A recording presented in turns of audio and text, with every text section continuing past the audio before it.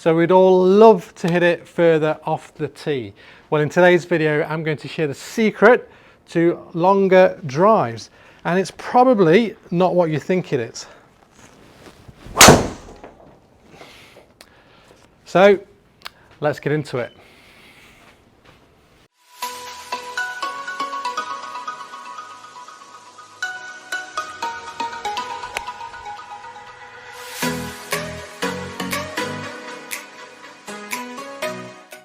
Welcome back to the channel, guys. I'm Danny Malcolm, and today I've got a super exciting video talking about the secrets to hitting the driver further. Now, we'd all love to hit longer drives, and today the secrets I'm going to talk about is probably not what you think it would be. Oftentimes, when you think about hitting it further, you might think you need to be bigger, stronger. Looking at some of the bigger guys on the PGA Tour, for example, you need to be faster. Yes, all these things absolutely help. But for the everyday golfer that might not have the opportunity to train in the gym and put their body through that stress and potential injury, there is actually a quicker way to hitting it further.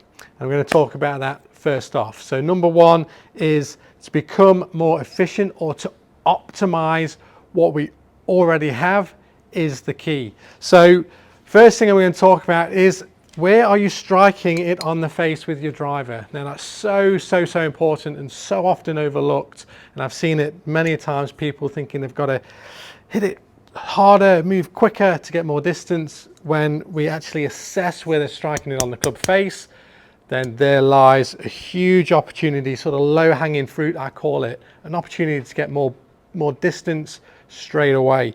So oftentimes most amateur golfers or most everyday golfers will be striking the ball. A high handicapper will be very sort of scattered on the face. A mid handicapper might have a more reasonable consistency. A lower handicapper will have a much better consistency. And so we want to be striking that thing pretty much out the center. Or for me, I actually prefer just slightly higher than center and slightly towards the toe, just a little bit, because oftentimes you've actually got the toe of the club is actually traveling slightly, just marginally faster through impact as well. So firstly, are you assessing or analyzing where you're actually striking it on the club face? Now, we're very fortunate, we've got TrackMan here where we can actually assess where we're striking it. So you can see the orange dot there on the screen. That's a pretty centered strike, or pretty optimum position for the driver.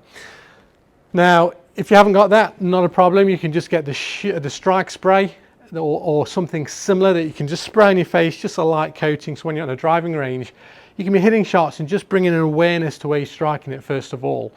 And then from there, if you see a pattern, let's say you're hitting it out of the heel, for example, you're going to be losing distance for sure. If you're hitting it out of the toe, you're going to be losing distance. So not only that, you actually get what we call gear effect come into play. I won't go into that too much, but that also affects direction. So if you hit it out of the heel of the golf club with the driver, you'll actually get the ball spinning or having slice spin on for the right-handed golfer.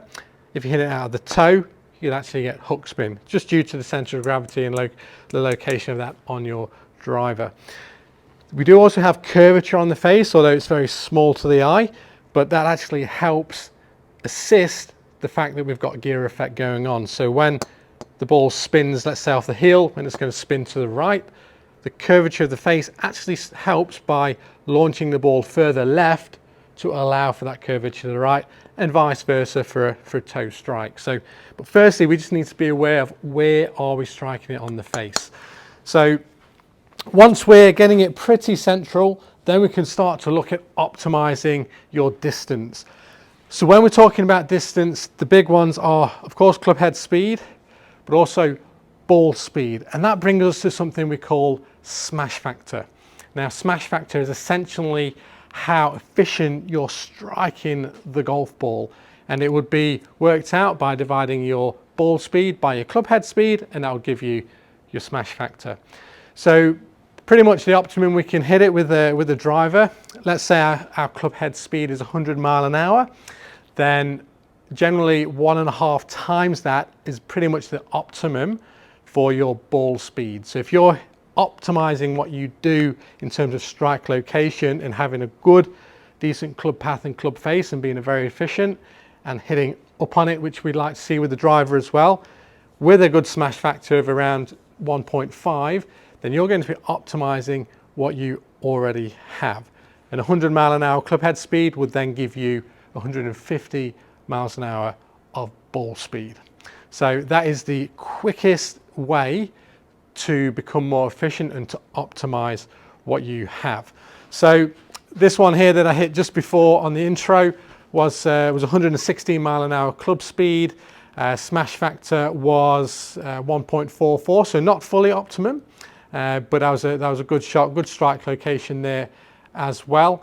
So yeah, so that gave me a ball speed of 167 miles an hour. Okay, so now I'm going to hit a few shots and try and purposely hit the ball off center, which shouldn't really be a problem for me, and just see if that smash factor drops and then what effect that has on the ball speed and the total distance.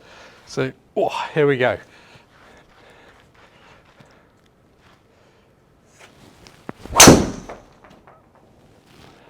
So that felt pretty toey for me, and it was. So smash factor dropped a little bit there, 143.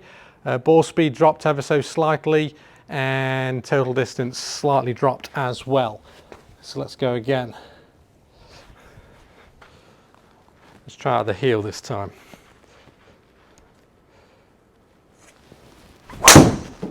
Oh, that was definitely out of the heel. Whew. And there we go, great example. Smash factor now 1.33. Club head speed was only 2 mile an hour slower at 114 miles per hour, but the ball speeds dropped about 15 miles an hour there to 152. Obviously then reduces the carry and total distance as well. So perfect example of a non-efficient strike with a very, very similar club speed.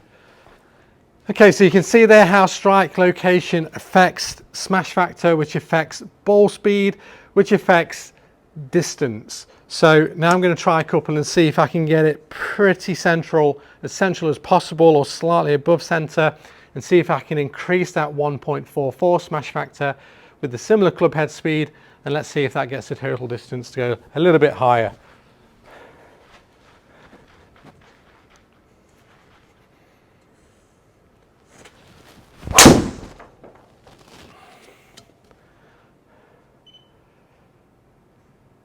So that one was very, very central there. Club speed went up slightly to 118 miles an hour, but ball speeds jumped up to 173 with a smash factor of 1.47. So that was pretty good there. Be very happy with that one. Just slightly below center with the strike there, as you can see.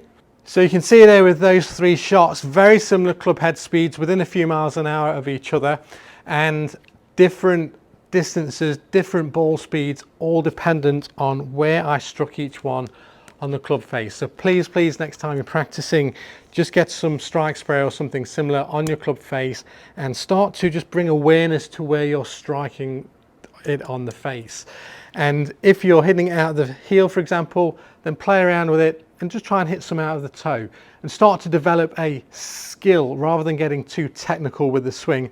Just develop that skill as to, can you just maneuver that or just manipulate it just with skill, that hidden sort of skill that we have, and see if you can move it around the face intentionally. Because if you can hit it purposely out of the heel and then purposely out of the toe, no doubt you can then hit it purposely out of the center. So it's really good to develop that skill. The second and final piece, I would say, in terms of optimizing your distance off the tee or with the driver, is very much in setup and intention of what we're trying to do.